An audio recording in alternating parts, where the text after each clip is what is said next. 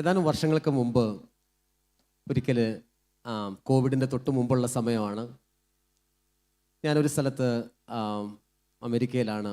ഒരു ഓഫീസിൽ ഇങ്ങനെ ഇരിക്കുന്ന നേരത്ത് ഒരു സ്പാനിഷുകാരിയായ ഒരു സ്ത്രീ, അവരുടെ പേര് റോസി എന്നാണ്. റോസി എന്ന് മലയാളികളുടെ മാത്രമല്ല സ്പാനിഷുകാർക്കും പേരുണ്ട്. റോസി എന്ന് പറയുന്ന അമ്മ അവരുടെ ഏകപ്പെട്ട മകൻ റുഡോൾഫ് എന്ന് പറയുന്ന മകനെ ഇങ്ങനെ വീൽ ചെയറിൽ കൊണ്ടുവന്നു. റുഡോൾഫ് വളരെ ടോളായ, വളരെ കാണാൻ കൊള്ളാവുന്ന ഒരു പയ്യനാണ്. അവരേതാണ്ട് ഒരു 16-17 വയസ്സ് പ്രായമുണ്ട്. റുഡോൾഫ് ഭയങ്കരമായിട്ട് ക്ഷീണിച്ചാണ് ഇരിക്കുന്നത്. അപ്പോഴാണ് അമ്മ പറഞ്ഞത്, റുഡോൾഫിന് ക്യാൻസറാണ്. റുഡോൾഫിന് 4th സ്റ്റേജ് ക്യാൻസറാണ്. ഞാനിത് ഷാലോം ടൈഡിങ്സ് മാഗസീനിൽ എഡിറ്റോറിയലായിട്ട് എഴുതിയിട്ടുണ്ടായിരുന്നു ഈ സംഭവം.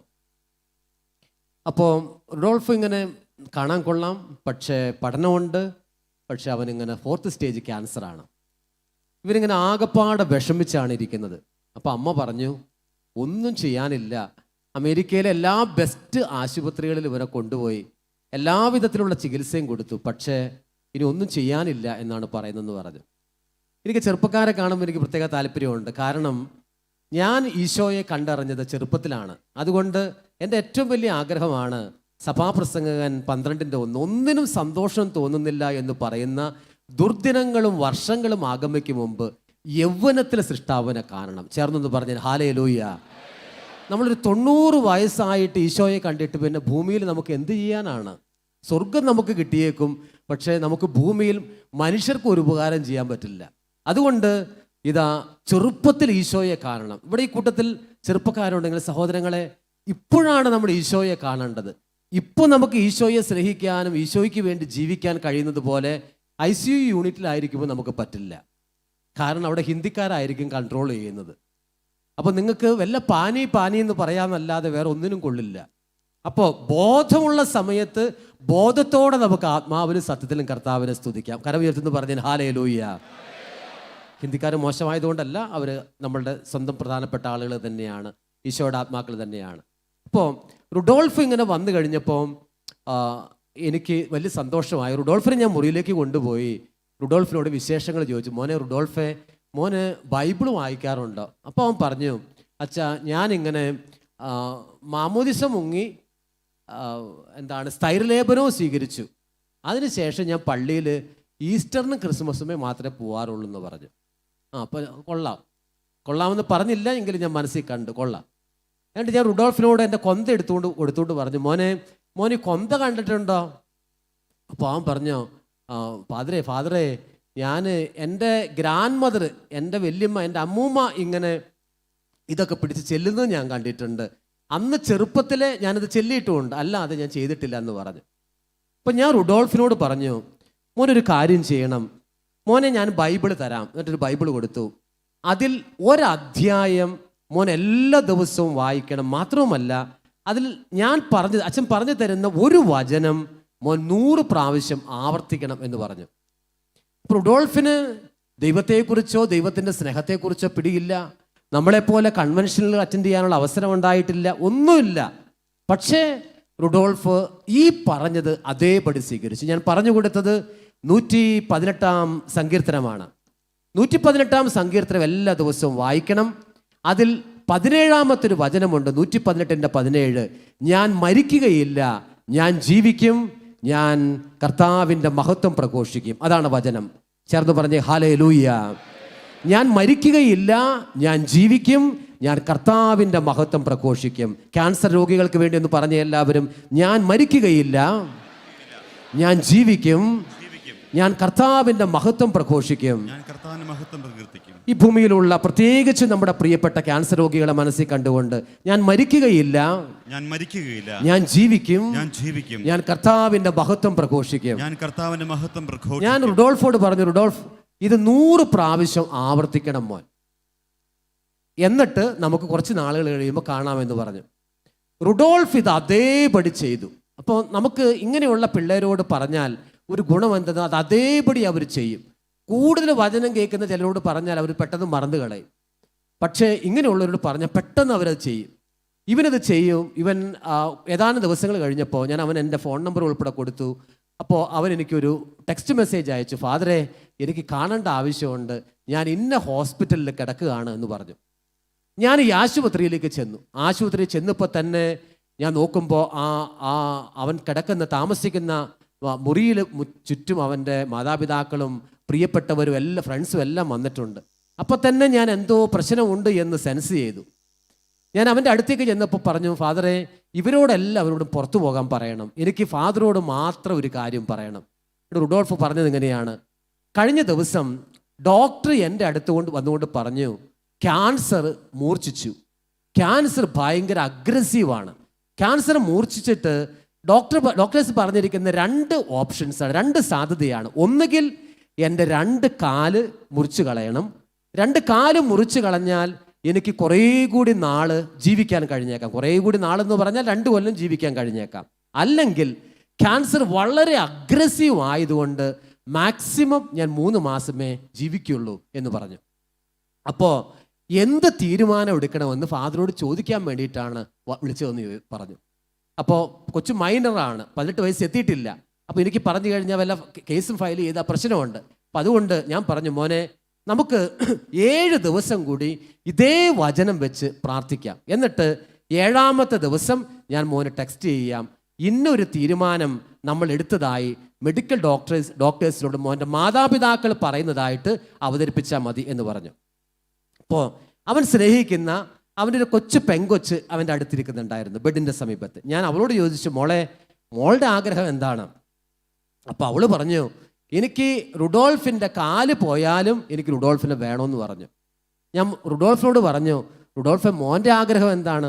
അവൻ പറഞ്ഞു, ഫാദറെ കാലില്ലാതെ ഞാൻ ഈ 17 വയസ്സേ ആയിട്ടുള്ളൂ, പിന്നെ എനിക്ക് ജീവിച്ചിട്ട് എന്താണ് പ്രയോജനം? അതുകൊണ്ട് കാലില്ലെങ്കിൽ ഞാൻ 3 മാസം കഴിയുമ്പോൾ മരിക്കുന്നതാണ് നല്ലതെന്ന് പറഞ്ഞു.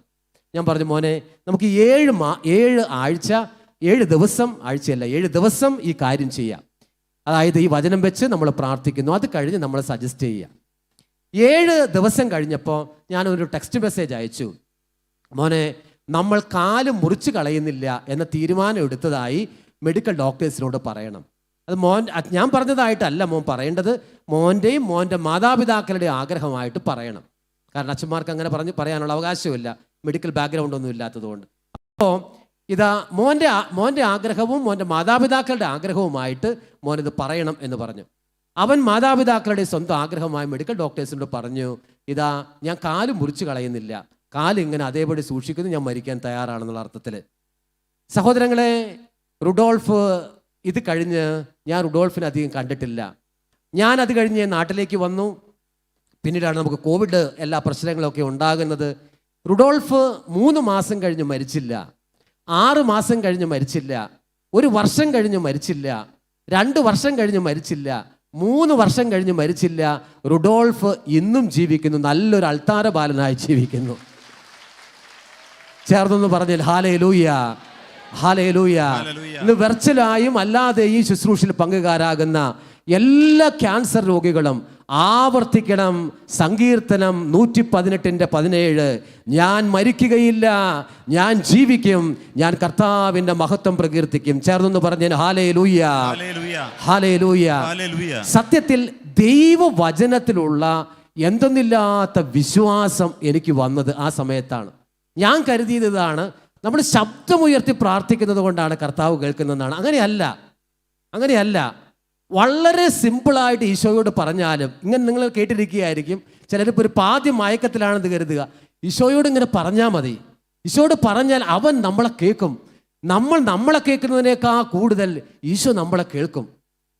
ഒരിക്കലും ഇതുപോലെ തന്നെ ഒരു ശുശ്രൂഷ, ഏതാണ്ട് ഒരു 1400ഓളം സ്പാനിഷുകാരിരിക്കുന്ന, ഇംഗ്ലീഷുകാരിരിക്കുന്ന ഒരു ശുശ്രൂഷയാണ്.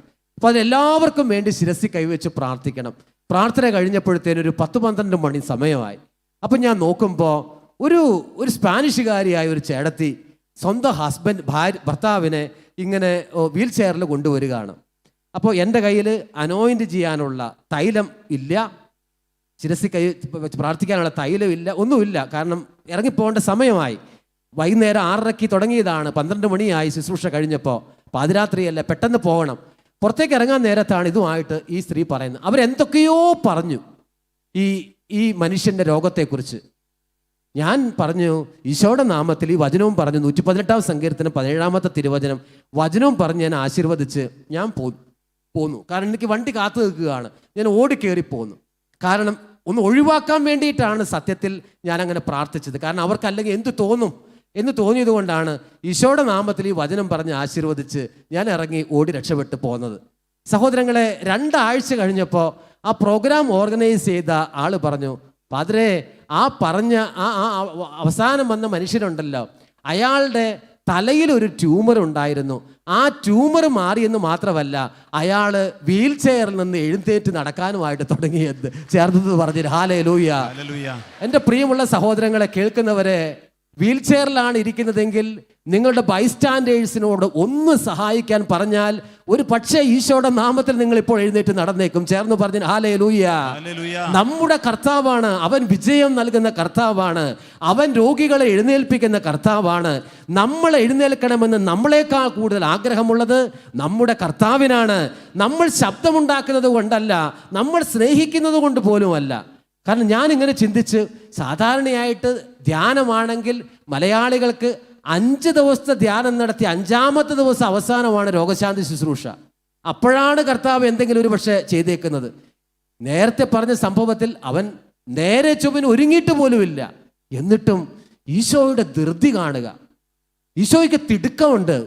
ഈശോയ്ക്ക് വലിയ തിടുക്കമാണ് നമ്മളെ എഴുന്നേൽപ്പിക്കാൻ. നമ്മൾ രക്ഷപ്പെടണമെന്ന് നമ്മളെക്കാ കൂടുതൽ ആഗ്രഹമുള്ളത് നമ്മുടെ സ്വർഗത്തിലെ അബ്ബായിക്കാണ്. സഹോദരങ്ങളെ, കരമുയർത്തുന്ന പറഞ്ഞു ഹല്ലേലൂയ, ഹല്ലേലൂയ. നിങ്ങളുടെ കുഞ്ഞുങ്ങൾ രക്ഷപ്പെടണമെന്ന് ദുഷ്ടരായ നിങ്ങൾക്ക് പോലും ആഗ്രഹമുണ്ട് എങ്കിൽ ഏറ്റവും നല്ലവനായ ദൈവത്തിന് നിങ്ങളുടെ പ്രിയപ്പെട്ടവർ രക്ഷപ്പെടണമെന്ന് എത്രയോ അധികമായ ആഗ്രഹം ഉണ്ടായിരിക്കും. അതുകൊണ്ട് നമ്മൾ എഴുന്നേൽക്കണമെന്ന്, നമ്മൾ തിടുക്കത്തിൽ ഈശോയിലേക്ക് എത്തണമെന്ന് നമ്മളെക്കാ കൂടുതൽ നമ്മുടെ കർത്താവിന് ആഗ്രഹമുണ്ട്. അതുകൊണ്ട് പ്രാർത്ഥിക്കുന്ന സമയങ്ങളിലെല്ലാം ചേർന്ന് പ്രാർത്ഥിക്കണം. എല്ലാവർക്കും പറ്റുന്ന പല വിധത്തിലുള്ള പ്രാർത്ഥനകളും പല വിധത്തിലുള്ള ഗാനങ്ങളും അല്ല ഇവിടെ പാടുന്നതും പ്രാർത്ഥിക്കുന്നതും. അപ്പോൾ ഏതെല്ലാം കഴിയുന്നുണ്ടോ അതിനോടെല്ലാം യോജിച്ച് അങ്ങ് പ്രാർത്ഥിച്ചേക്കുക. ഈശോയുടെ പരിശുദ്ധാത്മാവ് പലയിടങ്ങളിലേക്ക് പല വിധത്തിൽ സഞ്ചരിക്കുന്നതായിട്ട് നമുക്ക് കാണാനായിട്ട് കഴിയും. ചേർന്നൊന്ന് പറഞ്ഞാൽ ഹല്ലേലൂയ, ഹല്ലേലൂയ. ഞാൻ പറഞ്ഞു വന്നത്, ഈ സംഭവങ്ങൾ സത്യത്തിൽ എനിക്ക് തന്നെ ഒരു വചനത്തിലൊക്കെ എന്തെന്നില്ലാത്ത വിശ്വാസം കൂടാനായിട്ട് ഇടവന്നു. ചിലതിങ്ങനെ പറഞ്ഞു കഴിഞ്ഞു. ഞാനതിന് ശേഷം ഞാൻ പലരുടെ അടുത്ത് ഞാൻ ഓർക്കുന്നു, ടെക്സാസിലുള്ള റെജി എന്ന് പറഞ്ഞൊരു സഹോദരൻ, അയാൾക്ക് ക്യാൻസർ ആയിരുന്നു. അവരോട് ഞാൻ എവിടെയോ യാത്രയുടെ ഇടയിൽ വെച്ച് എയർപോർട്ടിൽ വെച്ചാണ് ഞാൻ കണ്ടത്. ഞാൻ റെജിയോട് പറഞ്ഞു, റെജി, ഈ വചനം ഒരു 100 പ്രാവശ്യം ആവർത്തിച്ച് ചെല്ല്.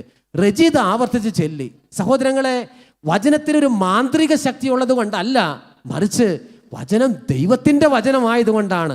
അതിനെ നമ്മളെ ചലിപ്പിക്കാനായിട്ട് കഴിയും, അതിനെ നമ്മൾ രൂപാന്തരപ്പെടുത്താനായിട്ട് കഴിയും. ഒന്ന് ചേർന്ന് പറഞ്ഞ് എല്ലാവരും ഹല്ലേലൂയ. കുഴപ്പമില്ല, നിങ്ങൾ ശ്രദ്ധിക്കേണ്ട. Hallelujah, hallelujah. അപ്പോൾ ഈശോയുടെ വചനമായതുകൊണ്ട് ഈശോയ്ക്ക് രൂപപ്പെടുത്താനായിട്ട് കഴിയും, ഈശോയ്ക്ക് രൂപാന്തരീകരണം നടത്താനായിട്ട് കഴിയും. ചേർന്നൊന്ന് പറഞ്ഞാൽ ഹല്ലേലൂയ. നമുക്ക് എഴുന്നേറ്റ് നിന്ന് ദൈവത്തെ ഒന്ന് മഹത്വപ്പെടുത്തി ഒന്ന് സ്നേഹത്തോടെ ഒരുമിച്ചൊന്ന് ആരാധിച്ച് നമുക്ക് ഈ ആഫ്റ്റർനൂൺ സെഷനിലെ വചന ശുശ്രൂഷയിലേക്ക് പ്രവേശിക്കാം. എല്ലാവരും എഴുന്നേറ്റ് നിന്ന് നമുക്ക് ഒരുമിച്ച് കർത്താവിനെ ഒന്ന് മഹത്വപ്പെടുത്തി ആരാധിച്ച് നമുക്ക് ദൈവവചനത്തിലേക്ക് പ്രവേശിക്കാം. ഈശോ ജീവിക്കുന്ന കർത്താവാണ്. ഈശോ നമ്മുടെ അടുത്തുണ്ട്. എന്തെന്നില്ലാത്ത ഈ ബോധ്യം പ്രിയപ്പെട്ടവരെ നമ്മുടെ ഉള്ളിൽ ഉണ്ടാകണം. ചിലരുടെ ഉള്ളിൽ ഒരുപാട് സംശയമുണ്ട്. ആ സംശയം തന്നെ ഈശോയ്ക്ക് കൊടുത്തുകൊണ്ട് പറയും, ഈശോയെ, എനിക്ക് നിന്നെ പരിപൂർണമായിട്ട് വിശ്വസിക്കാൻ പോലും പറ്റണില്ല. ഇത് അതേപടി അങ്ങ് ഏറ്റുപറയണം. ഏറ്റുപറഞ്ഞ് കർത്താവിന് കൊടുക്കുക. നമ്മൾ ഒട്ടും പെർഫോമൻസ് നടത്തേണ്ട ആവശ്യമില്ല. കർത്താവിൻ്റെ മുമ്പിൽ കള്ളക്കളി നടക്കില്ല. മനുഷ്യരെയൊക്കെ കുറച്ച് പറ്റിക്കാൻ പറ്റും, ദൈവത്തെ നമുക്ക് കബളിപ്പിക്കാൻ പറ്റില്ല സഹോദരങ്ങളെ. അതുകൊണ്ട് ഒന്ന് കണ്ണുകളൊക്കെ നടച്ച് കരങ്ങൾ യാചനാരൂപത്തിലൊന്ന് പിടിച്ച് നമ്മുടെ മനസ്സും ഹൃദയവും എല്ലാം കർത്താവിനായിട്ട് കൊടുക്കാം. പ്രത്യേകിച്ചും ഈ കൺവെൻഷൻ്റെ 2-ാമത്തെ ദിവസം ഉച്ച കഴിഞ്ഞ് നമ്മൾ ആരാധനയ്ക്ക് മുമ്പായി ഒരുമിച്ച് ചേർന്ന് കർത്താവിനെ ആരാധിച്ച് വചനം കേൾക്കാനായിട്ട് ഒരുങ്ങുമ്പോൾ ഈശോയുടെ മുമ്പിലേക്ക് നമുക്ക് സമ്പൂർണ്ണമായിട്ട് നമ്മളെ തന്നെ കൊടുക്കാം. ജീവിക്കുന്ന കർത്താവാണ് നമ്മുടെ കർത്താവ്. സകല മർത്യരുടെയും ദൈവമാണ് നമ്മുടെ കർത്താവ്. സമുദ്രത്തിൽ വഴി വെട്ടുന്നവനാണ് അവിടുന്ന്. മരുഭൂമിയിൽ പാത ഒരുക്കുന്നവനാണ് അവിടുന്ന്. തളർന്നവനെ പിടിച്ചെഴുന്നേൽപ്പിക്കുന്നവനാണ് അവിടുന്ന്. അവിടുത്തെ ഒരു വചനത്തെ രൂപാന്തരപ്പെടുത്താൻ കഴിയാത്തതായിട്ട് ഒന്നുമില്ല. നമ്മുടെ ദൈവം വലിയവനാണ് സഹോദരങ്ങളെ. നമ്മുടെ ദൈവം മരിച്ചവരെ ഉയർപ്പിക്കുക മാത്രമല്ല, മരിച്ചുയർത്തവൻ കൂടിയാണ് സഹോദരങ്ങളെ. വിശ്വസിക്കാം. വിശ്വാസത്തിന്റെ കണ്ണുകൾ കൊണ്ട് കർത്താവിനെ നമുക്ക് കാണാം. ഇരു കരങ്ങളൊന്ന് ഉയർത്തിപ്പിടിച്ചേൻ, സ്നേഹത്തോടെ ഉയർത്തിപ്പിടിച്ചുകൊണ്ട് നമ്മുടെ ജീവിതത്തെ കർത്താവിന് കൊടുക്കാം. നമ്മുടെ ഉള്ളതും എല്ലാം അവൻ്റെ കൈകളിലേക്ക് നമുക്ക് കൈയാളിക്കാം. അവനുണ്ട് ഇവിടെ, അവൻ നമ്മുടെ അടുത്തുണ്ട്. ദൈവമക്കൾ ഒരുമിച്ച് കൂടുന്ന ഇടങ്ങളിലെല്ലാം അവൻ്റെ സാന്നിധ്യത്തിൻ്റെ ശക്തി അവിടെ നിന്ന് അയക്കാതിരിക്കുമോ? സ്നേഹത്തോടെ ചേർന്നൊന്ന് ആരാധിച്ച് ഹല്ലേലൂയ. ദൈവമേ, ആരാധന ആരാധന. ഈശോയേ, ഞങ്ങളങ്ങയെ സ്തുതിക്കുന്നു കർത്താവേ, ഞങ്ങളങ്ങയെ സ്തുതിക്കുന്നു ദൈവമേ, ആരാധിക്കുന്നു ദൈവമേ. Hallelujah hallelujah hallelujah. ദൈവമക്കളുടെ അടുത്തേക്ക് ഇറങ്ങി വരുന്ന അങ്ങയുടെ സാന്നിധ്യത്തിന്റെ ശക്തി ഈശോയെ നീ അയക്കണമേ. ഞങ്ങളുടെ വിശ്വാസത്തെ വർദ്ധിപ്പിക്കണമേ. വലിയ ഒരു ആരാധനയുടെ സമൂഹമാക്കി ഞങ്ങളെ മാറ്റണമേ. ആത്മാവിലും സത്യത്തിലും ഞങ്ങൾ ആരാധിക്കുന്നു. സകല വിശുദ്ധരോടും ചേർന്ന് ഞങ്ങൾ ആരാധിക്കുന്നു. മാലാഖമാരോട് ചേർന്ന് ഞങ്ങൾ ആരാധിക്കുന്നു. അമ്മ മറിയത്തോട് ചേർന്ന് ആരാധിക്കുന്നു. പൂർവ്വപിതാക്കളോട് ചേർന്ന് ഞങ്ങൾ ആരാധിക്കുന്നു. ദൈവജനം ഒരുമിച്ച് ചേർന്ന് ആരാധിക്കുന്നു. ഈ സമയം ഭൂമിയിൽ ആരാധന നടത്തുന്ന സകലരോടും ചേർന്ന് ആരാധിക്കുന്നു. ദൈവമേ, ഞങ്ങൾ ആരാധിക്കുന്നു. Hallelujah hallelujah hallelujah hallelujah. അസ്ഥി സമാനമാ ജീവിതത്തിന്മേ ജീവശ്വാസം ഊതണമേ. അസ്ഥി സമാനമാ ജീവിതത്തിന്മേ ജീവശ്വാസം ഊതണമേ. ജീവിതം മുഴുവൻ കാഴ്ചയായേകാം ജീവന്റെ നാഥനെ എന്നേശുവേ. ജീവിതം മുഴുവൻ കാഴ്ചയായേകാം ജീവന്റെ നാഥനെ പൊന്നേശുവേ. കരങ്ങൾ നീട്ടിപ്പിടിച്ചുകൊണ്ട് വൈകരുതേ ഈശോയോട് പറഞ്ഞ എല്ലാവരും വൈകരുതേ. കാരുണ്യം തൂകാൻ വൈകരുതേ. ഓ ദൈവസ്തുതിയിൽ ആനന്ദിക്കുന്ന ഞങ്ങളുടെ മേൽ വൈകരുതേ. കാരുണ്യം തൂകാൻ വൈകരുതേ. ഞങ്ങളുടെ കുടുംബങ്ങളുടെ മേൽ അങ്ങയുടെ കരമയക്കാൻ വൈകരുതേ. വൈകരുതേ വൈകരുതേ.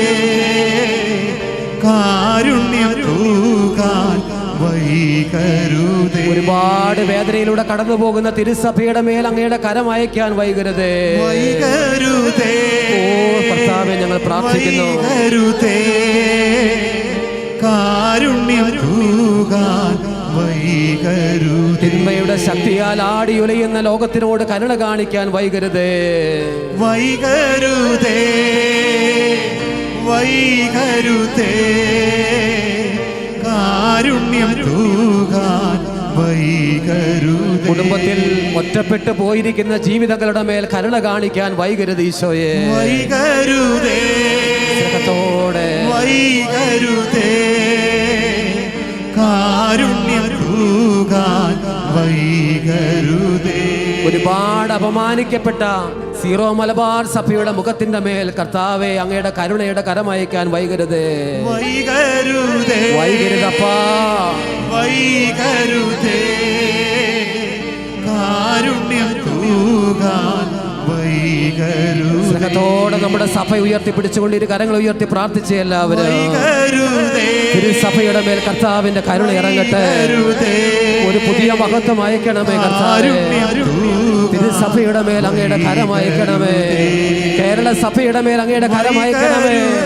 പിതാക്കന്മാരുടെ മേൽ അങ്ങയുടെ കരമയക്കണമേ. സഭ വേദനിക്കുന്ന നാളുകളിൽ കരമയക്കണമേ.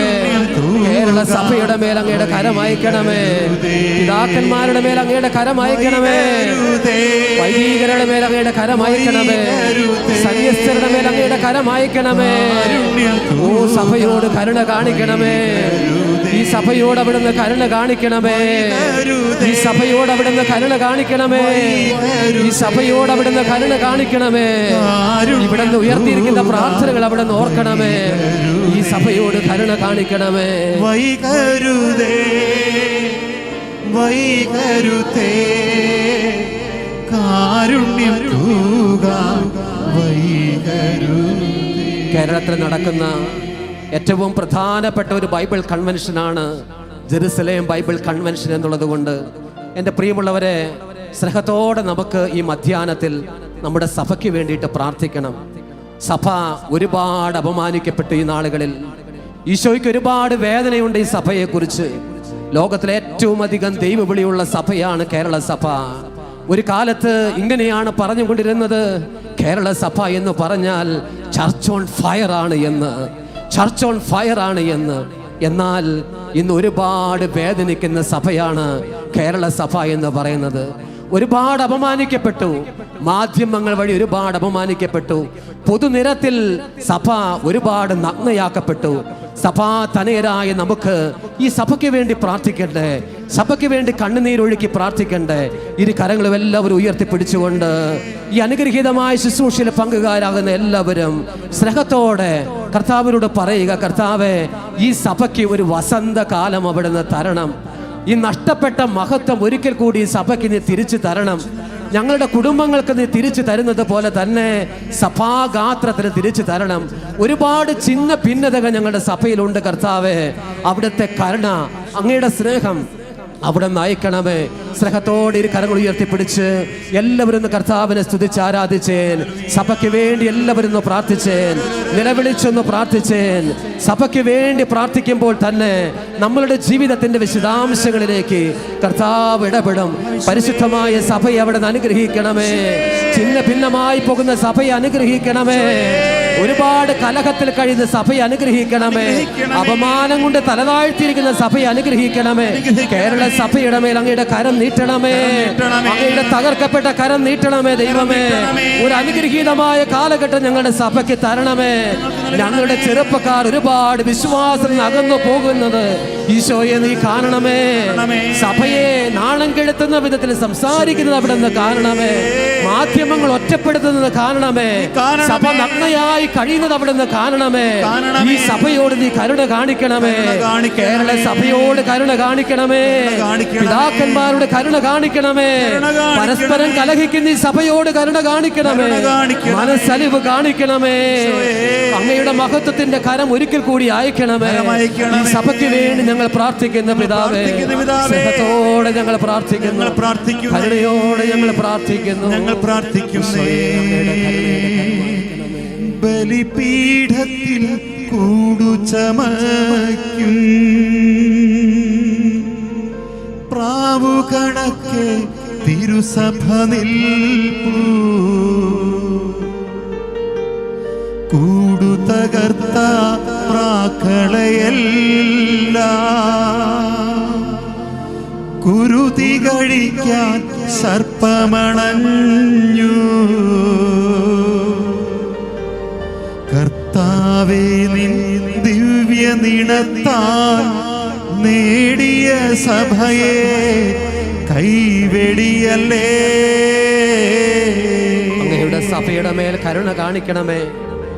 ആര് ദുഃഖിക്കുമ്പോഴാണ് ഞാൻ ദുഃഖിക്കാതിരിക്കുന്നത്? ആര് വേദനിക്കുമ്പോഴാണ് എൻ്റെ ഹൃദയം കത്തിയെരിയാത്തത്? പൗലോസ് അപ്പോസ്തലൻ ചോദിക്കുന്നു, ആര് വേദനിക്കുമ്പോഴാണ് ഞാൻ വേദനിക്കാത്തത്? ആര് ദുഃഖിക്കുമ്പോഴാണ് എൻ്റെ ഹൃദയം കത്തിയെരിയാത്തത്? അതെ, ഒരുപാട് അഭിമാനിച്ചിരുന്നൊരു സഭ അപമാന ഭാരത്തിലൂടെ പോകുന്ന കാലങ്ങളാണ് കർത്താവേ ഞങ്ങളുടേത്. ഞങ്ങളുടെ മക്കൾ പലരും വിശ്വാസത്തിൽ അകന്നു പോകുന്നു. വൈദികരുടെയും പിതാക്കന്മാരുടെയും ഉള്ള പരസ്പരമായ കലഹം വിശ്വാസികളെ വിശ്വാസത്തിൽ നിന്ന് പോലും അകത്തിക്കളയുന്നു. ചെറുപ്പക്കാരുടെ ചോദ്യങ്ങൾക്ക് മറുപടി നൽകാൻ സന്യസ്തർക്കോ വൈദികർക്കോ കഴിയാത്ത വിധത്തിൽ അപമാന ഭാരത്താൽ ഞങ്ങൾ തല താഴ്ത്തുന്നു. ചെറുപ്പക്കാരുടെ മുമ്പിൽ നല്ല മോഡലുകളാകാൻ ഞങ്ങൾക്ക് കഴിയുന്നില്ല. ഞങ്ങളുടെ ആത്മീയ പിതാക്കൾക്ക് കഴിയുന്നില്ല. ഞങ്ങൾ എന്തുകൊണ്ട് ഇങ്ങനെ ആകിപ്പോകുന്നു എന്ന് ഞങ്ങൾ പോലും ചോദിച്ചു പോകുന്നു. കർത്താവേ, ഞങ്ങളുടെ കുഞ്ഞുങ്ങളോട് കരുണ കാണിക്കണമേ. ഈ തലമുറയോട് കരുണ കാണിക്കണമേ. അവിടുത്തെ കരം നീട്ടാൻ വൈകരുത് ദൈവമേ. ഒരുപാട് പ്രാർത്ഥനകൾ ഉയർന്ന ദൈവമേ സഭയാണല്ലോ കേരള സഭ. ഒരുപാട് ദൈവവിളികൾ ഉയർന്ന സഭയാണല്ലോ ഈ സഭ. എന്തുകൊണ്ട് ഞങ്ങൾ ഇങ്ങനെ ആകിപ്പോകുന്നു കർത്താവേ? എന്തുകൊണ്ട് അങ്ങയുടെ നാമത്തിൽ അപമാനമുണ്ടാകുന്ന വിധത്തിൽ ഞങ്ങൾ ചെയ്തു പോകുന്നു? ഞങ്ങളുടെ സഭയോട് കരുണ കാണിക്കണമേ, മനസ്സലിവ് കാണിക്കണമേ. ഞങ്ങളെ ഒറ്റപ്പെടുത്തരുതേ, മഹത്വം പിൻവലിക്കരുതേ, അങ്ങയുടെ വലതുകരം പിൻവലിക്കരുതേ, അങ്ങയുടെ കരം പിൻവലിക്കരുതേ. കേരള സഭയോട് കരുണ കാണിക്കണമേ. അപമാന ഭാരം എടുത്ത് കളയണമേ, അപമാന ഭാരം എടുത്ത് കളയണമേ. സഭയ്ക്കൊരു മഹത്വത്തിന്റെ കാലം തരണമേ, മഹത്വത്തിന്റെ കാലം അവിടെ അനുവദിക്കണമേ. സ്നേഹത്തോടെ ഞങ്ങൾ പ്രാർത്ഥിക്കുന്നപ്പാ, സ്നേഹത്തോടെ ഞങ്ങൾ പ്രാർത്ഥിക്കുന്നു. സഭയോട് കരുണ കാണിക്കണമേ, കേരള സഭയോട് കരുണ കാണിക്കണമേ, കേരള സഭയോട് കരുണ കാണിക്കണമേ. ഈ നാളുകളിൽ ഉണ്ടായ അപമാനം എടുത്തു മാറ്റണമേ, ഈ നാളുകളിൽ സഭയ്ക്കുണ്ടായ അഭിമാനം എടുത്തു കളയണമേ, സഭയ്ക്കുണ്ടായ അപമാന ഭാരം എടുത്ത് കളയണമേ, അപമാന ഭാരം എടുത്ത് കളയണമേ, അപമാന ഭാരം എടുത്ത് മാറ്റണമേ, അപമാന ഭാരം എടുത്ത് കളയണമേ, അപമാന ഭാരം എടുത്ത് മാറ്റണമേ. ഞങ്ങൾ ഒറ്റപ്പെടുന്നത് അവിടുന്ന് കാരണമേ, ഞങ്ങളെ തരിയാണെന്ന് അവിടുന്ന് കാരണമേ, ഞങ്ങൾ പരസ്പരം കലഹിക്കുന്നത് അവിടുന്ന് കാരണമേ. അങ്ങയുടെ മനസ്സലിവിന്റെ കരം അവിടുന്ന് നീട്ടണമേ, കരം നീട്ടണമേ അപ്പാ, കരം നീട്ടണമേ അപ്പാ, കരം നീട്ടണമേ, കരം നീട്ടണമേ. നിന്റെ ജനത്തിനു വേണ്ടി തിരുസഭയ്ക്കും വേണ്ടി കരമുയർത്താം, നിലവിളിക്കാം. ശൂന്യമായി കിടക്കും നിന്നാലയത്തെ കടാക്ഷിക്കേണമേ.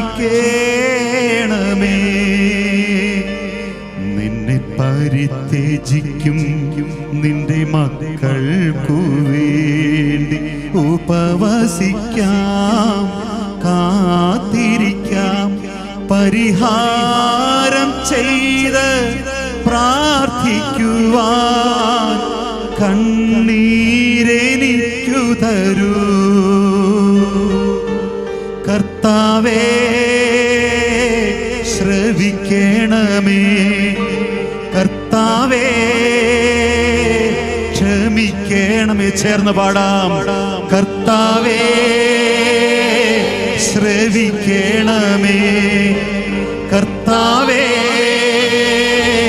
ക്ഷമിക്കണമേ. എൻ്റെ പ്രാർത്ഥന കൈക്കൊള്ളണേ. എൻ്റെ ദൈവമേ കരുണാനിധി, നിന്റെ നാമത്തെ പ്രതി നീ വൈകരുതേ. കർത്താവേ, കർത്താവേ ശ്രവിക്കണമേ, കർത്താവേ ക്ഷമിക്കണമേ. കർത്താവേ, കർത്താവേ ശ്രവിക്കണമേ, കർത്താവേ ക്ഷമിക്കണമേ. ഈശോയുടെ സഭയ്ക്ക് വേണ്ടി നമ്മൾ പ്രാർത്ഥിക്കുമ്പോൾ തന്നെ നമ്മുടെ ജീവിതത്തിൻ്റെ വിശദാംശങ്ങളിലേക്ക് പരിശുദ്ധാത്മാവായ ദൈവം ഇടപെടുന്ന സഹോദരങ്ങളെ. സഭ, ഈശോ സഭയെ സ്ഥാപിച്ചു എന്നല്ല, സഭ ഈശോയുടെ പിന്തുടർച്ചയാണ്, ഈശോയുടെ പിന്തുടർച്ചയാണ് സഭ. സഭയ്ക്ക് വേണ്ടി നിങ്ങൾ പ്രാർത്ഥിക്കുന്നുണ്ടോ, അപ്പം തന്നെ നിങ്ങളുടെ ജീവിതത്തിൻ്റെ എല്ലാ വിശദാംശങ്ങളിലേക്കും പ്രവേശിക്കും. ഒരാൾ അച്ഛനായതുകൊണ്ട് അയാൾ സഭയ്ക്ക് വേണ്ടി പ്രാർത്ഥിക്കണമെന്ന് നിർബന്ധമില്ല. ചില പാവപ്പെട്ട മനുഷ്യർ പോലും, കഴിഞ്ഞ ദിവസം ഒരു മനുഷ്യരുടെ ശുശ്രൂഷയിൽ മലയാളികളുടെ ഇടയിലാണ് അയാൾ വന്നിരിക്കുകയാണ്. അയാൾ വീൽ ചെയറിലാണ് വരുന്നത്. അദ്ദേഹത്തിന് അംഗവൈകല്യം ഉള്ളതുകൊണ്ട്, ഫിസിക്കൽ ഹാൻഡിക്യാപ്പ് ഉള്ളതുകൊണ്ട് ശുശ്രൂഷയുടെ ആരാധന കഴിയുന്നതിന് മുമ്പേ അയാൾ ഇറങ്ങിപ്പോവാൻ പോവുകയാണ്. അപ്പോൾ ആ ശുശ്രൂഷ നയിച്ച മനുഷ്യൻ അയാളോട് ചോദിച്ചു, എന്തുകൊണ്ടാണ് ആരാധനയ്ക്ക് നിൽക്കാതെ പോകുന്നത്? അപ്പോൾ അയാൾ ഇങ്ങനെ മറുപടി പറഞ്ഞു, എൻ്റെ പൊന്നു സഹോദരൻ, അറിയാൻ പാടില്ലേ നമ്മുടെ നാട്ടിലെ സഭയിൽ സംഭവിക്കുന്നത്? നാട്ടിൽ സഭയിൽ ഇങ്ങനെയാണ് സംഭവിക്കുന്നത് എന്നുള്ളത് കൊണ്ട് ഞാൻ എല്ലാ ദിവസവും 9 മണിയാവുമ്പോൾ രാത്രി കിടന്നുറങ്ങി വെളുപ്പിന് 3 മണിക്ക് ഞാൻ എഴുന്നേറ്റ്, ഞാൻ എൻ്റെ ശരീരത്തിൽ അംഗവൈകല്യം എനിക്കുണ്ട്, എങ്കിലും പറ്റുന്ന ഒരു കാലിൽ മുട്ടുകുത്തിക്കൊണ്ട് ഞാൻ ഈ സഭയുടെ ഒരു ഉണർവിന് വേണ്ടി നിരന്തരം നിലവിളിച്ച് പ്രാർത്ഥിക്കുകയാണ്. എന്തെല്ലാം കാര്യങ്ങളാണ് നമ്മുടെ ഈ സഭയിൽ നടക്കുന്നത് എന്ന് പറഞ്ഞുകൊണ്ട് ഈ മനുഷ്യൻ പറയുകയാണ്, ഈ കാലയളവിലെ വിശുദ്ധരാണ് അയാൾ. സഹോദരങ്ങളെ, വൈദികരല്ല, സിസ്റ്റേഴ്സ് അല്ല, സഭയ്ക്ക് വേണ്ടി നിലവിളിക്കാൻ ആരൊക്കെ തയ്യാറാകുന്നുണ്ടോ അവരാണ് ഈ കാലയളവിലെ വിശുദ്ധരെന്ന് പറയുന്നത്. ആ വിശുദ്ധ ഗണത്തിലാകാൻ ഈ ജെറുസലേം കൺവെൻഷനിൽ പരിശുദ്ധാത്മാവ് കൊണ്ടുവന്നിരിക്കുന്ന വ്യക്തികളെ പരിശുദ്ധാത്മാവ് ക്ഷണിക്കുന്നുണ്ട്. ചേർന്നൊന്ന് പറഞ്ഞ ഹല്ലേലൂയ, ഹല്ലേലൂയ. പൗലോസ് പറയുന്നുണ്ട്, ജീവിക്കുന്നവർ ഇനിയും തങ്ങൾക്ക് വേണ്ടി മാത്രം ജീവിക്കാതെ തങ്ങൾക്ക് വേണ്ടി മരിക്കുകയും ഉത്ഥാനം ചെയ്യുകയും ചെയ്ത യേശുവിന് വേണ്ടി ജീവിക്കാൻ വേണ്ടിയിട്ടാണ് യേശു എല്ലാവർക്കും വേണ്ടി മരിച്ചത് എന്ന്. ജീവിക്കുന്നവർ ഇനിയും തങ്ങൾക്ക് വേണ്ടി മാത്രം ജീവിക്കാതെ തങ്ങൾക്ക് വേണ്ടി മരിക്കുകയും ഉത്ഥാനം ചെയ്യുകയും ചെയ്ത യേശുവിന് വേണ്ടിയും അവൻ്റെ സഭയ്ക്ക് വേണ്ടിയും ജീവിക്കാൻ വേണ്ടിയിട്ടാണ് യേശു എല്ലാവർക്കും വേണ്ടി മരിച്ചതെന്ന് യേശു നമ്മളെ വിളിക്കുന്നുണ്ട്. കർത്താവ് നമ്മളെ വിളിക്കുന്നുണ്ട്. ചേർന്നൊന്ന് പറഞ്ഞ എല്ലാവരും ഹല്ലേലൂയ, ഹല്ലേലൂയ. ഇരിക്കാം.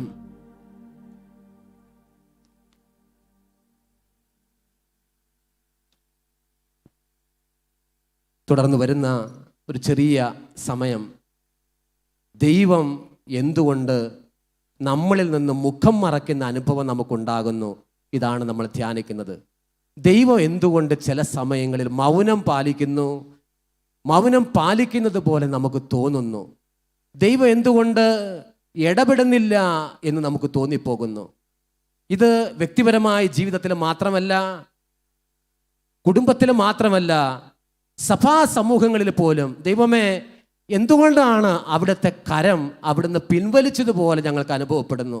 ദൈവമേ, കേരള സഭയിൽ ഇത്രമാത്രം വൈദികര് സിസ്റ്റേഴ്സും ഉണ്ടായിരുന്നിട്ടും ഇത്രമാത്രം കേന്ദ്രങ്ങളിൽ ദൈവമക്കൾ പ്രാർത്ഥിച്ചിട്ടും ദൈവമേ എന്തുകൊണ്ടാണ് അങ്ങയുടെ പൊൻകരം ഈ ദേശത്ത് നിന്ന് പതുക്കെ പതുക്കെ മാറിപ്പോകുന്നത് പോലെ ഞങ്ങൾക്ക് അനുഭവപ്പെടുന്നത്? എന്തുകൊണ്ടാണ് ദൈവമേ അങ്ങ് മൗനം ചില നേരത്ത് പാലിക്കുന്നത് പോലെ ഞങ്ങൾക്ക് അനുഭവപ്പെടുന്നത്? നമുക്കൊന്നോ രണ്ടോ കാര്യങ്ങൾ കണ്ട് പരിശുദ്ധമായ ആരാധനയിലേക്ക് പ്രവേശിക്കണം. എത്ര പ്രാർത്ഥിച്ചിട്ടും ദൈവം കേൾക്കണില്ല എന്ന അനുഭവം ചിലർക്കുണ്ടാകുമ്പോൾ ദൈവം മൗനം പാലിച്ചു എന്ന് തോന്നും.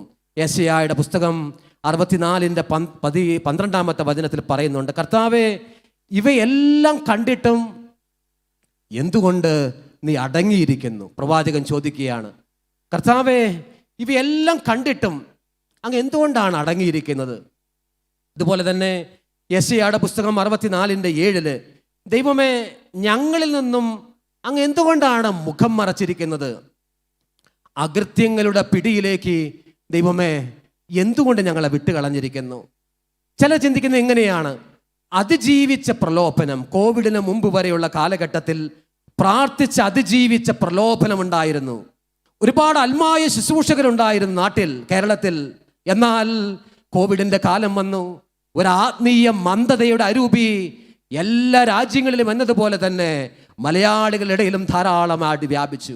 ഒരുപാട് ദൈവ ശുശ്രൂഷകരെ പിൻവാങ്ങി, പ്രാർത്ഥനാ ഗ്രൂപ്പുകൾ നിലച്ചുപോയി, ചില കേന്ദ്രങ്ങൾ എന്നേക്കുമായിട്ട് അടയ്ക്കപ്പെട്ടു. ചിലർ മനുഷ്യരിങ്ങനെ ചോദിക്കുന്നു, അതിജീവിച്ച പ്രലോഭനത്തിൽ എന്തുകൊണ്ട് ഞാൻ വീണ്ടും വീണു പോകുന്നു? സങ്കീർത്തനം 10:1 കർത്താവേ എന്തുകൊണ്ടാണ് അവിടുന്ന് അകന്നു നിൽക്കുന്നത്? ഞങ്ങളുടെ കഷ്ടകാലത്ത് അവിടുന്ന് മറഞ്ഞിരിക്കുന്നത് എന്തുകൊണ്ടാണ്?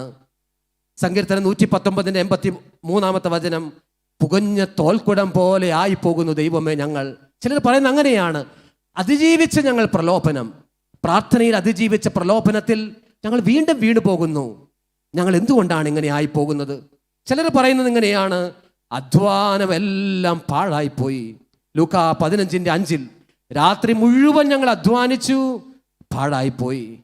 ചില നേരത്തെ ചിലർക്ക് തോന്നുകയാണ്, ദൈവം ശത്രുവിൻ്റെ പക്ഷത്താണോ? ദൈവം ഇപ്പോൾ ഞങ്ങളുടെ പക്ഷത്തല്ല, ശത്രുവിൻ്റെ പക്ഷത്താണോ? സഹോദരങ്ങളെ, ഇങ്ങനെയുള്ള ചിന്തകൾ നമ്മുടെ മനസ്സിൽ അലട്ടുമ്പോൾ എന്തുകൊണ്ടാണ് ഈ ദൈവം മൗനം പാലിച്ചിരിക്കുന്നത് എന്ന് നമുക്ക് തോന്നുന്നത്? അല്ലെങ്കിൽ ദൈവം അങ്ങനെ മൗനം പാലിക്കുകയോ? 2-3 കാര്യങ്ങൾ കാണാം. ഒന്നാമത്, ദൈവം മുഖം മറച്ചിരിക്കാനുള്ള ഒരു കാരണം വിശ്വാസി സഭാസമൂഹം അനുദപിക്കാത്തത് കൊണ്ടാണ്. നാം അനുദപിച്ചാൽ മാത്രമേ ദൈവത്തിൻ്റെ മുഖം ആ വിധത്തിൽ സഭ കാണൂ. സഭാസമൂഹങ്ങൾ കാണൂ. ചേർന്ന് പറഞ്ഞ ഹല്ലേലൂയ.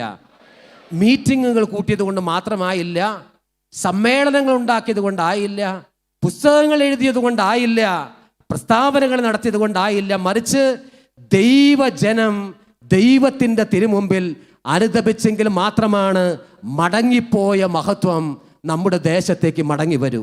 മടങ്ങിപ്പോയ മഹത്വം നമ്മുടെ കുടുംബത്തിലേക്കും സഭാ കൂട്ടായ്മകളിലേക്കും മടങ്ങി വരും. ഒരു വചനഭാഗം നമുക്ക് ധ്യാനിക്കാം. ഇത് 1 സാമുവേലിൻ്റെ പുസ്തകത്തിൽ നടന്ന സംഭവമാണ്. ഇസ്രായേലിൻ്റെ ജീവിതത്തിൽ നടന്ന സംഭവം 1 സാമുവേൽ രേഖപ്പെടുത്തിയിരിക്കുന്നു. സാമുവേലിൻ്റെ പുസ്തകം 1-ാം പുസ്തകം 2-ാം അധ്യായത്തിലാണ് നമ്മളത് കാണുന്നത്. അന്ന് ഒരു പുരോഹിതൻ, ആ പുരോഹിതൻ്റെ പേര് ഏലി പുരോഹിതൻ എന്നാണ്. അനുഗ്രഹീതനായ പുരോഹിതൻ. അദ്ദേഹത്തിന് 2 മക്കളുണ്ട്, ഹോഫ്നിയും ഫിനഹാസും. അവരാകട്ടെ അപ്പനായ പിതാവ് ഏലി പുരോഹിതൻ അയാൾ പറയുന്നത് ഒരിക്കലും അനുസരിച്ചില്ല. മാത്രവുമല്ല, ഹോഫ്നിയും ഫിനഹാസും എന്ന് പറയുന്ന 2 പുരോഹിതരും അത്രയധികം അശ്രദ്ധയോടെയാണ് കർത്താവിനെ ശുശ്രൂഷിച്ചു കൊണ്ടിരുന്നത്. 1 സാമുവേൽ 2:17 നമ്മൾ വായിക്കും. അത്രമാത്രം അശ്രദ്ധയോടെയാണ് അവർ ബലിപീഠത്തെ സമീപിച്ചത്. അത്രമാത്രം അശ്രദ്ധയോടെയാണ് ദൈവികമായ കാര്യങ്ങളെ അവർ പരികർമ്മം ചെയ്തത്. അപ്പോൾ ഈ ഏലി പുരോഹിതൻ പലവട്ടം മക്കളെ ചേർത്ത് പിടിച്ചുകൊണ്ട് പറഞ്ഞു, നമ്മൾ ഇങ്ങനെ പോയാൽ തീർച്ചയായും ദൈവത്തിൻ്റെ സാന്നിധ്യം നമ്മളിൽ നിന്ന് ഇറങ്ങിപ്പോകും. ഇങ്ങനെ പോയാൽ നമ്മളുടെ കുലം നശിക്കും.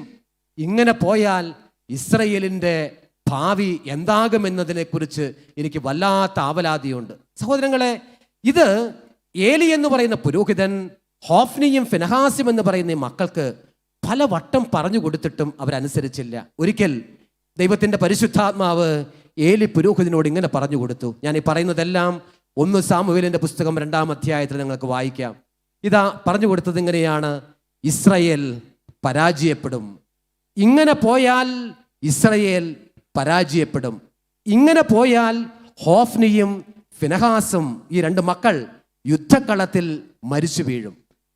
ഇത് പ്രവചനം പോലെ ഈ മക്കളോട് പറഞ്ഞിട്ടും ഇവരാരും ചെവിക്കൊണ്ടില്ല. ഇവരാരും അത് സ്വീകരിച്ചില്ല. നാളുകൾ കഴിഞ്ഞു. 1 സാമുവേൽ 4-ാം അധ്യായത്തിലെത്തി.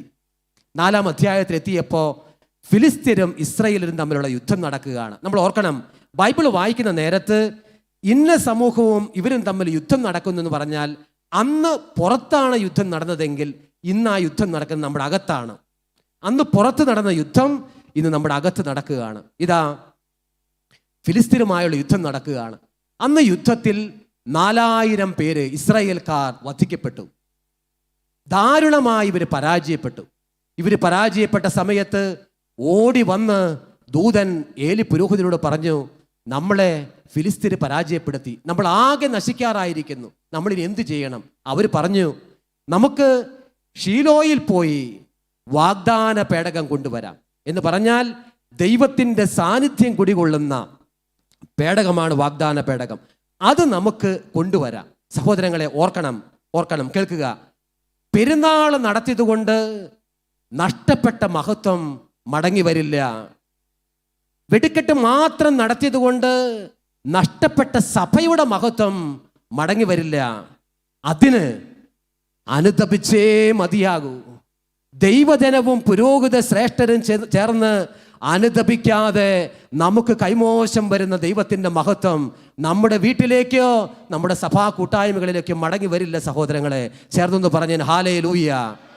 അവർ പറഞ്ഞു, നമുക്ക് ഷീലോയിൽ പോയി വാഗ്ദാന പേടകം കൊണ്ടുവരാം. അവർ വലിയ പ്രൊസഷനായി, വലിയ പ്രദക്ഷിണമായി കൊണ്ടുവന്ന് വാഗ്ദാന പേടകം പ്രതിഷ്ഠിച്ചിട്ടാണ് അടുത്ത യുദ്ധം നടക്കുന്നത്. അടുത്ത യുദ്ധം നടക്കുന്ന നേരത്തെ എന്ത് സംഭവിച്ചെന്നറിയാവോ? പുരോഹിതനായ ഏലി അന്ന് യുദ്ധക്കളത്തിൽ പോകുന്നില്ല. അയാൾക്കന്ന് 98 വയസ്സ് പ്രായമുണ്ട്. 1 സാമുവേൽ 6-ാം അധ്യായത്തിലും 7-ാം അധ്യായത്തിലും നമ്മളത് വായിക്കും. മക്കള് പോകുന്നുണ്ട്. മക്കളും എല്ലാവരും ചേർന്ന് യുദ്ധം നടന്ന് യുദ്ധക്കളത്തിൽ ദാരുണമായി 2-ാം പ്രാവശ്യവും ഇവർ തകർന്നു പോയി. അവിടെ നിന്ന് ഒരു ദൂതൻ ഓടി വന്നുകൊണ്ട് വാതിൽ പടിയിലിരുന്ന ഏലി പുരോഹിതനോട് പറഞ്ഞു, അല്ലയോ പുരോഹിത, ഞാൻ യുദ്ധക്കളത്തിൽ നിന്ന് വരുന്നതാണ്. ഫിലിസ്ത്യർ ഇന്ന് 30,000 പേര് വധിക്കപ്പെട്ടു. മാത്രവുമല്ല, അങ്ങയുടെ മക്കളായ ഹോഫ്നിയും ഫിനഹാസും ദാരുണമായി കൊല ചെയ്യപ്പെട്ടു. അപ്പോഴും ഏലി പുരോഹിതൻ അനങ്ങുന്നില്ല. കാരണം ഒരു പ്രവചന സമാനം 1 സാമുവേൽ 2-ാം അധ്യായത്തിൽ ഇവരിതെല്ലാം പറഞ്ഞതാണ്. ദൈവത്തെ, ദൈവികമായ കാര്യങ്ങളെ അശ്രദ്ധയോടെ കൈകാര്യം ചെയ്യുന്നത് കൊണ്ട് ഇസ്രായേലിന് വരാൻ ഇരിക്കുന്ന അപമാനത്തെക്കുറിച്ച് ബോധ്യപ്പെടുത്തിയതാണ്. അവർ കേൾക്കാതെ പോയതാണ്. അതുകൊണ്ട് അപ്പോഴൊന്നും അനങ്ങിയില്ല. പക്ഷേ അടുത്ത വചനം അടുത്തതായിട്ട് പറഞ്ഞു, നമ്മുടെ വാഗ്ദാന പേടകവും അവർ അപഹരിച്ചു കൊണ്ടുപോയി എന്ന് പറഞ്ഞാൽ ദൈവ സാന്നിധ്യവും അവർ അപഹരിച്ചു കൊണ്ടുപോയി. ഇത് കേട്ട ഉടനെ തന്നെ 98 വയസ്സ് പ്രായമുള്ള വയോധികനായ ഈ വാതിൽ പടിയിലിരുന്ന ഏലി പുരോഹിതൻ അവിടെ മറിഞ്ഞു വീണ് കഴുത്തൊടിഞ്ഞ് മരിച്ചു പോകുന്നു.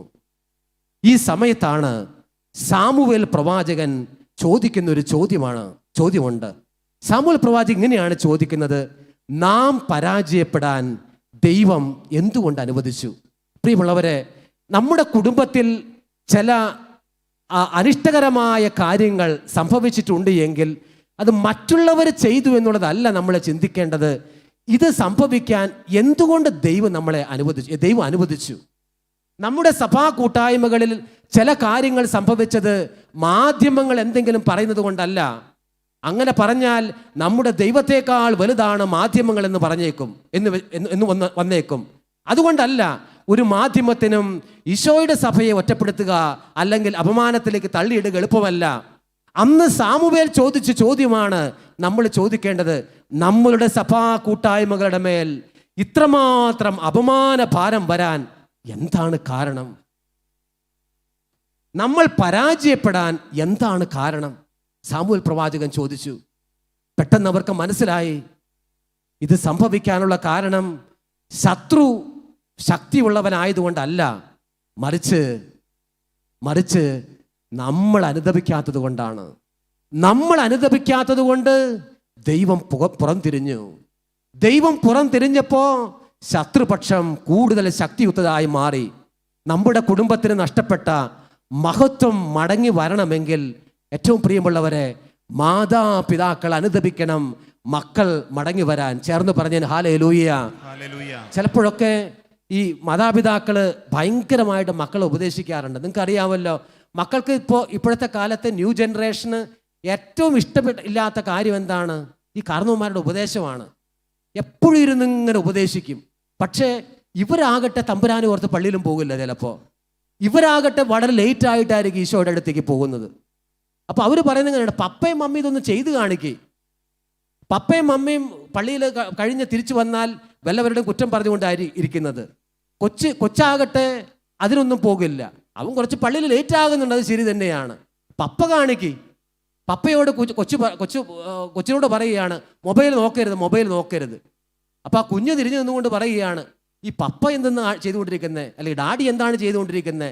ഡാഡിക്ക് കിട്ടുന്ന സമയം മുഴുവൻ മമ്മിയോട് പോലും വർത്തമാനം പറയാതെ, വീട്ടിൽ ഒരു കാര്യത്തിന് സഹായിക്കാതെ ഇയാൾ ഇങ്ങേര് മുഴുവൻ നേരം ഇതിൻ്റെ മുമ്പിലല്ലേ? സഹോദരങ്ങളെ, സത്യത്തിൽ എന്ത് പറയുന്നു എന്നുള്ളതല്ല, എന്ത് കാണിക്കുന്നു എന്നുള്ളത് കൂടി പ്രധാനപ്പെട്ടതാണ് മക്കൾക്ക്. മക്കൾ അതേപടി ഒപ്പിയെടുക്കുന്നവരാണ് സത്യത്തിൽ ഈ ന്യൂ ജനറേഷൻ എന്ന് പറയുന്നത്. ചേർന്ന് പറഞ്ഞ ഹല്ലേലൂയ, ഹല്ലേലൂയ. ഇപ്പോൾ ഇവിടെ ചോദിക്കുകയാണ്, നിങ്ങൾ അനുദപിക്കണം. മാതാപിതാക്കൾ അനുദപിക്കുന്ന നേരത്ത് അറിയാതെ, നമ്മളുടെ പോലും അനുവാദമില്ലാതെ നമ്മളിൽ കുടികൊള്ളുന്ന ദൈവത്തിൻ്റെ പരിശുദ്ധാത്മാവിൻ്റെ ചൈതന്യം മറ്റുള്ളവരിലേക്ക് വ്യാപരിക്കാനായിട്ട് ഇടവരും. സഹോദരങ്ങളെ, ഇവരെന്താണ് ചെയ്തെന്നറിയാവോ? 1 സാമുവേൽ 7-ാം അധ്യായമാകുമ്പോൾ മിസ്പായിൽ അവരെല്ലാവരും ഒരുമിച്ച് കൂടി. സാമുവേൽ പ്രവാചകന്റെ നേതൃത്വത്തിൽ വലിയൊരു ജനത അവിടെ ഒരുമിച്ച് കൂടി.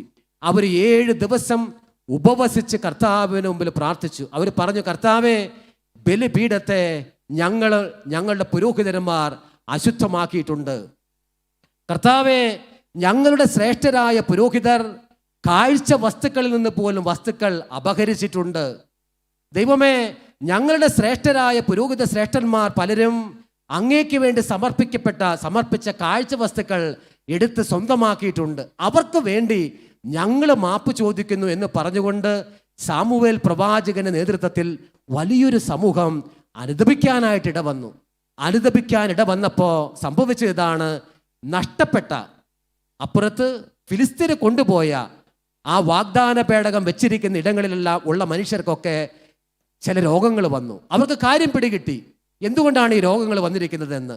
ഈ വാഗ്ദാന പേടകം, ഇസ്രയേലിൻ്റെ ദൈവമഹത്വത്തിൻ്റെ അടയാളമായി വാഗ്ദാന പേടകം അപഹരിച്ച് നമ്മളിവിടെ കൊണ്ടുവന്നിരിക്കുന്നത് കൊണ്ടാണ് ഈ പ്രശ്നങ്ങൾ നമുക്ക് ഉണ്ടായിരിക്കുന്നത് അവർക്ക് മനസ്സിലായി. അവർ ഉടനെ തന്നെ വാഗ്ദാന പേടകം മടക്കി കൊടുത്തു. വാഗ്ദാന പേടകത്തോട് ചേർന്ന് നഷ്ടപ്പെട്ട മുഴുവൻ മഹത്വവും ഇസ്രയേലിന് മടങ്ങിക്കിട്ടി. നമ്മുടെ കുടുംബത്തിൽ ദൈവത്തിൻ്റെ മഹത്വം കുറഞ്ഞു പോയതായി നമുക്ക് തോന്നുന്നുണ്ടോ? നിങ്ങളുടെ ജീവിതത്തിൽ ദൈവത്തിൻ്റെ ഇടപെടൽ കുറഞ്ഞു പോയതായി നിങ്ങൾക്ക് തോന്നുന്നുണ്ടോ? നമ്മുടെ സഭയിൽ കർത്താവിൻ്റെ മഹത്വത്തിൻ്റെ കരം പിൻവലിക്കപ്പെട്ടതായി, അത്ര കണ്ട് വരാത്തതായി നിങ്ങൾക്ക് തോന്നുന്നുണ്ടോ?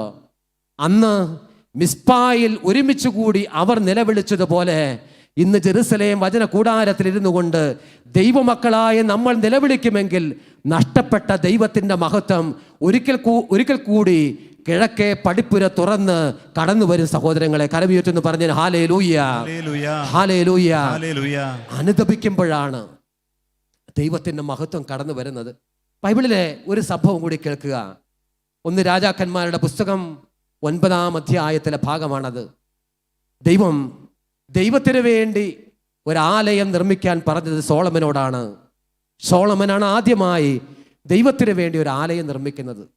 എല്ലാ പ്രൗഢിയോടും കൂടി അവൻ ആലയം നിർമ്മിച്ചു. ആലയം നിർമ്മിച്ചു കഴിഞ്ഞപ്പോൾ സോളമൻ പ്രാർത്ഥിക്കുന്നത് ഇങ്ങനെയാണ്: ദൈവമേ, സർവാതിശക്തനായ സർവത്തിൻ്റെയും ഉടയവനായ അങ്ങ് മനുഷ്യനിർമ്മിതമായ ആലയത്തിൽ വസിക്കുമോ? എങ്കിലും ഞങ്ങളുടെ കാഴ്ചയായി നീ ഇവ സ്വീകരിച്ച് ഇവയിൽ വന്ന് വസിക്കണമേ എന്നാണ് പ്രാർത്ഥിച്ച് ഈ ആരാധനാലയം ദൈവത്തിന് വേണ്ടി പ്രതിഷ്ഠിക്കുന്നത്. ദൈവം കൊടുത്ത നിർദ്ദേശമനുസരിച്ചുണ്ടാക്കിയ ഈ ആലയം ദൈവത്തിൻ്റെ കാര്യത്തിന് വേണ്ടി ഉപയോഗിക്കാതെ വെറും മാനുഷികമായ കാര്യങ്ങൾക്ക് വേണ്ടി മാത്രം ഉപയോഗിക്കാൻ തുടങ്ങിയപ്പോൾ നാളുകൾ കഴിഞ്ഞപ്പോൾ എന്ത് പറ്റിയെന്നറിയാവോ? ഈ ദേവാലയത്തിൽ നിന്ന് ദൈവത്തിൻ്റെ മഹത്വം ഇറങ്ങിപ്പോയി. ദൈവത്തിൻ്റെ മഹത്വം ഒരു ദേവാലയത്തിൽ നിന്ന് ഇറങ്ങിപ്പോയാൽ പിന്നെ അത് സിനിമാ കോട്ട പോലെയാണ്.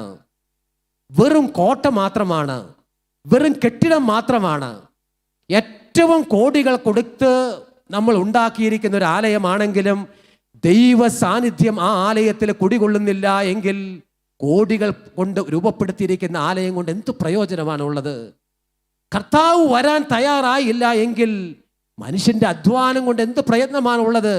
കാരണം മനുഷ്യൻ്റെ അധ്വാനമോ പ്രയത്നമോ അല്ലല്ലോ, ദൈവത്തിൻ്റെ പ്രവൃത്തിയല്ലേ എല്ലാത്തിനും നിതാന്തമായിരിക്കുന്നത്. കരമുയർത്തുന്നു പറഞ്ഞ ഹല്ലേലൂയ.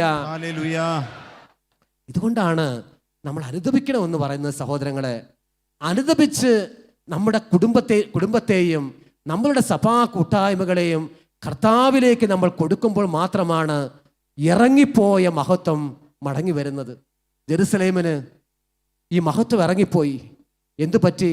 മഹത്വം, കർത്താവിൻ്റെ മഹത്വം ജെറുസലേം ദേവാലയത്തിൽ നിന്ന് ഇറങ്ങിപ്പോയപ്പോൾ ശത്രുക്കൾ വന്ന് ഈ ആലയം തകർക്കാനായിട്ട് തുടങ്ങി.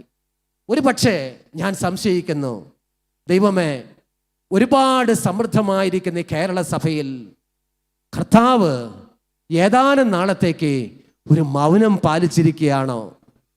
കർത്താവ് ഒരു പക്ഷേ ഒരുപാട് മാനുഷികത ഞങ്ങളുടെ ചെയ്തികളിലെല്ലാം, പ്രത്യേകിച്ചും ഞങ്ങളുടെ വൈദികരുടെയും വൈദിക ശ്രേഷ്ഠരുടെയും സന്യസ്തരുടെയും വിശ്വസ്തതയില്ലാത്ത ജീവിതം വഴി, ഞങ്ങളുടെ കുറവുകൾ വഴി, ഞങ്ങളുടെ വിളി ഞങ്ങൾ ആ വിധത്തിൽ ജീവിക്കാത്തത് വഴിയായി സർവശക്തൻ്റെ കരം ഈ ഭൂമിയിൽ നിന്ന് പതുക്കെ അകന്നിരിക്കുകയാണ്. ദൈവമേ, ഈ സമൂഹത്തോട് ചേർന്ന് ഈ മധ്യാഹ്നത്തിൽ അനുദപിക്കുവാൻ ഞങ്ങളെയും ഞങ്ങളുടെ സഭാ കൂട്ടായ്മകളെ അനുവദിക്കണമേ. ചേർന്നെന്ന് പറഞ്ഞ ഹല്ലേലൂയ. ദൈവത്തിൻ്റെ മഹത്വം ഇറങ്ങിപ്പോയാൽ ബഹളം ഉണ്ടാക്കാമെന്നേ ഉള്ളൂ. സഹോദരങ്ങളെ, ജാഥ നടത്തി ശക്തി പ്രകടനം കാണിക്കാൻ സഭ ഒരു സംഘടനയല്ല. ജയ് മുഴക്കിയാൽ ബലം വർദ്ധിക്കാൻ ഇത് ഒരു സംഘടിതമായ മനുഷ്യന്റെ പ്രവർത്തനമല്ല. ഇത് കർത്താവിൻ്റെ ആലയമാണ്. അമ്മ മറിയം ഫാത്തിമായിൽ പ്രത്യക്ഷപ്പെട്ടപ്പോൾ നൽകിയ ഒരു പ്രധാനപ്പെട്ട രഹസ്യം എന്താണ് എന്ന് ആ പ്രത്യക്ഷീകരണത്തിൻ്റെ 150-ാം വാർഷികം ആഘോഷിച്ചപ്പോൾ മാർപ്പാപ്പയുടെ പ്രതിനിധി മെക്സിക്കോയിൽ ഗാദലൂപ്പയിൽ വെച്ച് തുറന്നു പറഞ്ഞു. ആ രഹസ്യം ഇതാണ്: അവസാന യുദ്ധം ആരംഭിച്ചിരിക്കുന്നു. അവസാന യുദ്ധം 2 കാര്യങ്ങൾക്കെതിരാണ്. 1 കുടുംബങ്ങൾക്കെതിരാണ്, 2 കുടുംബത്തെ വലിയ കുടുംബമായ തിരുസഭയ്ക്കുമെതിരാണ്. പിശാചിന്റെ അവസാന യുദ്ധം ആരംഭിച്ചിരിക്കുന്നു.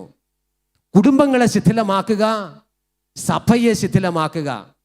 അതിനുവേണ്ടി പിശാച് ഉപയോഗിക്കുന്നത് പണ്ടത്തേതുപോലെ തന്നെ മനുഷ്യരെ തന്നെയാണ്, നമ്മളെപ്പോലുള്ള മനുഷ്യരെയാണ്.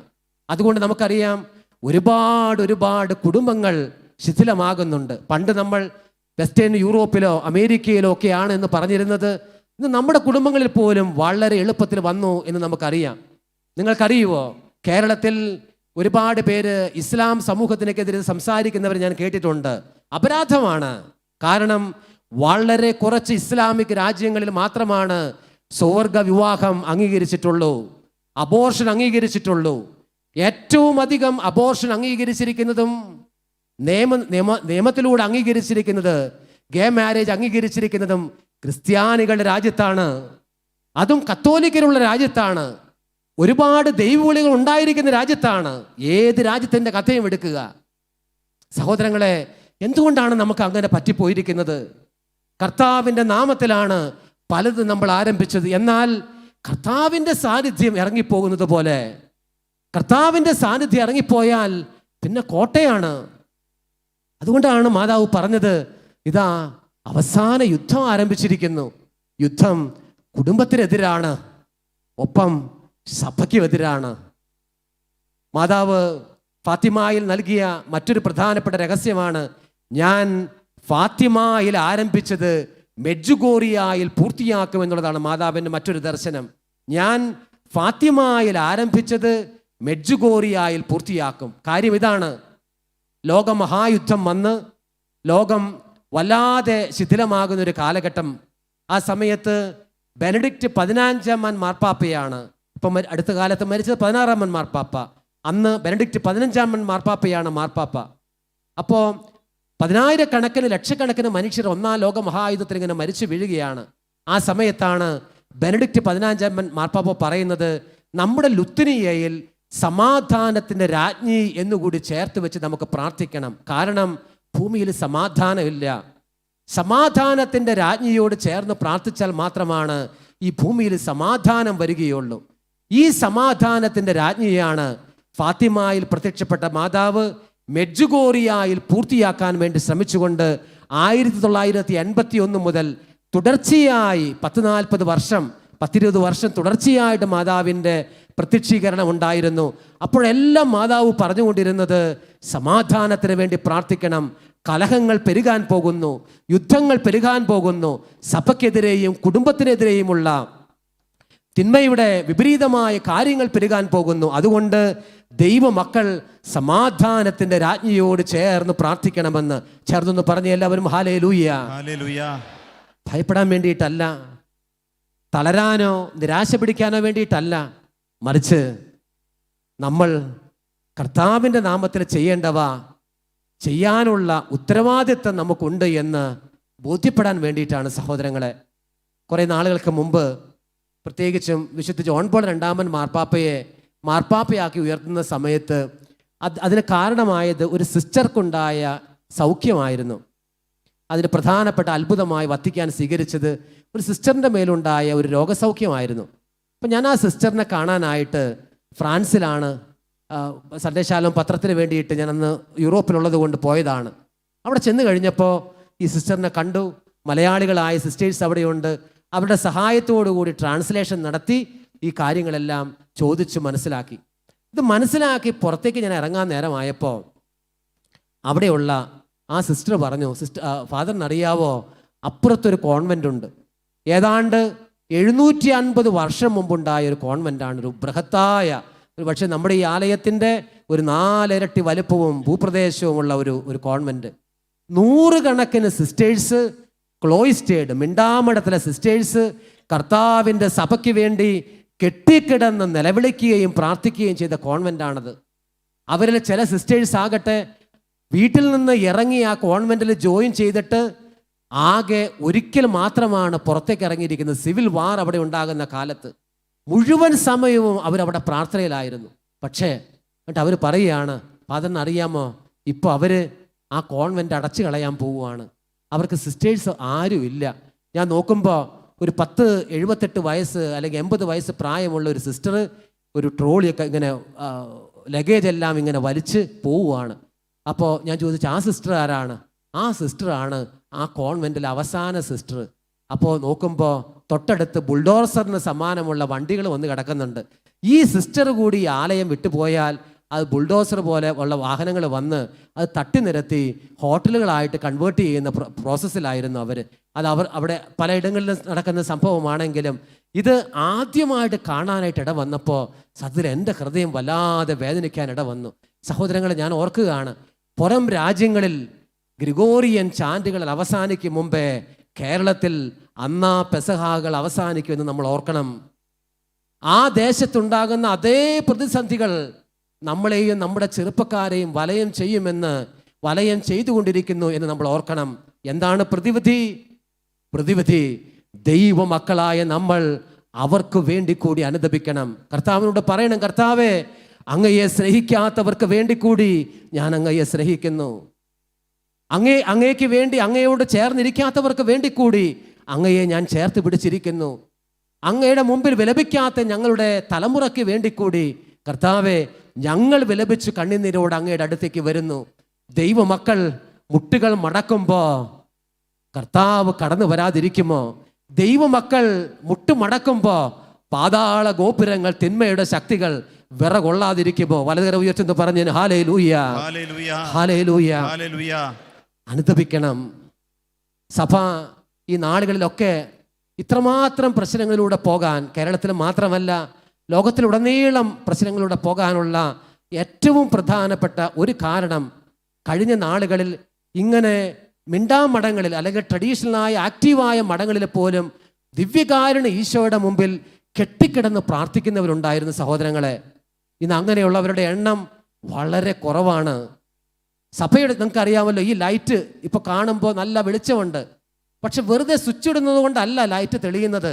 അതിൻ്റെ പിറകിൽ ഒരു പവർ സ്റ്റേഷൻ വർക്ക് ചെയ്യുന്നുണ്ട്. ഇന്ന് സഭയിൽ എല്ലാവരും പോയി ലൈറ്റ് ഇടുന്നുണ്ട്, പക്ഷെ കത്തണില്ല. അതിൻ്റെ കാരണം പവർ സ്റ്റേഷനായ മധ്യസ്ഥ പ്രാർത്ഥന, പവർ സ്റ്റേഷനായ പ്രാർത്ഥനാ സമൂഹങ്ങൾ വളരെ വിരളമായി പോയി. കിരിയലൈസോൺ എന്ന് പറഞ്ഞുകൊണ്ട്, കർത്താവെ ഞങ്ങളുടെ മേൽ കരുണ കാണിക്കണമേ എന്ന് പറഞ്ഞുകൊണ്ട് സഭയ്ക്ക് വേണ്ടി വിലാപത്തോടെയും കണ്ണുനീരോടും കൂടി മരുഭൂമിയിൽ പോയി നിലവിളിച്ചുകൊണ്ടിരുന്ന ട്രഡീഷണലായ മലങ്കര സഭാ വിഭാഗങ്ങളുണ്ടായിരുന്നു. ഇന്ന് അത്തരം കാര്യങ്ങളെല്ലാം ഒരുപാട് നിലച്ചുപോയി. അതുകൊണ്ട് തിന്മയുടെ ശക്തി ഒരുപാട് പ്രബലപ്പെടുന്നു. കർത്താവിനോട് ചോദിക്കാൻ നമുക്ക്, കർത്താവെ, അങ്ങയുടെ കരം, അങ്ങയുടെ മഹത്വം ഞങ്ങൾക്ക് കാണണം. അങ്ങയുടെ മഹത്വം ഞങ്ങളുടെ മക്കൾക്ക് കാണണം. പ്രിയപ്പെട്ടവരെ, നമുക്കൊക്കെ, നിങ്ങൾക്കൊക്കെ, ഇവിടെ ഇരിക്കുന്ന എല്ലാവർക്കും ഒരുപാട് വിശ്വാസത്തിൻ്റെ വെളിച്ചം ഉണ്ടാകാൻ കാരണം നമ്മുടെ മാതാപിതാക്കൾ നമ്മുടെ വിശ്വാസത്തിൽ വളർത്തി, നമ്മുടെ ഗുരുഭൂതരെ വളർത്തി. പക്ഷെ നമ്മുടെ കുഞ്ഞുങ്ങളൊക്കെയോ, അവർ കാണുന്നത് എന്താണ്? അവരിന്ന് കേൾക്കുന്നത് എന്താണ്? നല്ല വാർത്തകളാണോ നമ്മുടെ പിള്ളേർക്ക് കേൾക്കാനായിട്ടുള്ളത്? വീട്ടിലത്തെ വാർത്തകളല്ല ഞാൻ പറയുന്നത്, സഭയെക്കുറിച്ചുള്ള വാർത്തകൾ പോലും നല്ലതാണ് നമ്മുടെ കുഞ്ഞുങ്ങൾക്ക് പലതും കേൾക്കാനായിട്ടുള്ളത്. അവരെന്തുമാത്രം കാര്യങ്ങളാണ് ഇവിടുത്തെ മാത്രമല്ല ലോകത്തിലെല്ലാം വായിക്കുന്നത്.